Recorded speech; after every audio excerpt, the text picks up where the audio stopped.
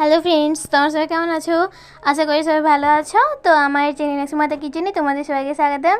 আজকে আবার একটা নতুন রেসিপি নিয়ে চলে এসেছি। ঝুরি আলু ভাজা কীভাবে বানানো হয় তো দেখে নিন রেসিপিটা। আমি আলুগুলোকে গ্রেট করে নিয়ে অনেকবার ধরে ধুয়ে নেব পরিষ্কার জলে। দেখুন, তারপর আমি চেপে চেপে জলটাকে বের করে নিয়ে তুলে নিচ্ছি জল থেকে। তারপর আবারও পরিষ্কার জলে ধুয়ে নিচ্ছি। এটাকে প্রায় 3-4 বার ধরে ধুয়ে নিতে হবে।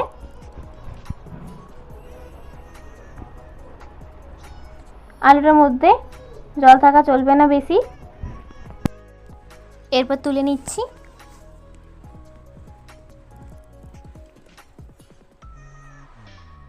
এটা এরকমভাবে রেখে দিলাম। এরপর আমি কাঁচা বাদাম নিয়ে নিয়েছি।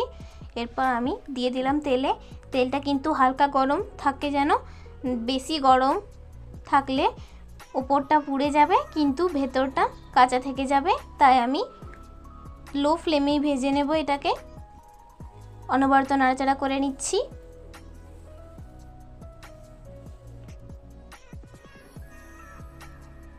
এরপর তুলে নিচ্ছি। তেলটাকে ঝরতে দেব। দেখুন, সবগুলো তোলা হয়ে গেছে। এরপর আমি এর মধ্যে দিয়ে দেব 5টা শুকনো লঙ্কা। এরপর ভেজে নিচ্ছি আমি নাড়াচাড়া করে।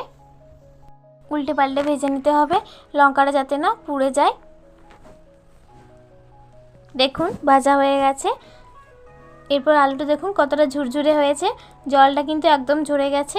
এরপর আমি তেলে দিয়ে দিলাম, ভেজে নেব। দেখুন, এটা হয়ে গেছে।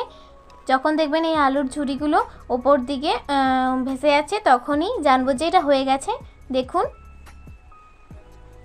এরপর তুলে নিচ্ছি আমি।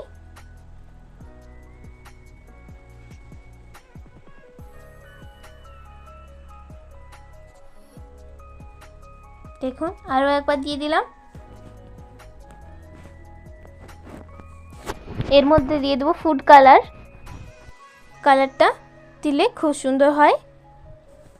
দেখুন, এরপর আমি সবগুলো তুলে নিচ্ছি।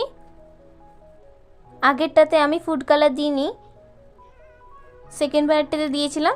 সেগুলো সব মিশিয়ে নিয়েছি। এরপর এটার মধ্যে মিশিয়ে দিচ্ছি বাদামটা আর ভেজে রাখা শুকনো লঙ্কাগুলো।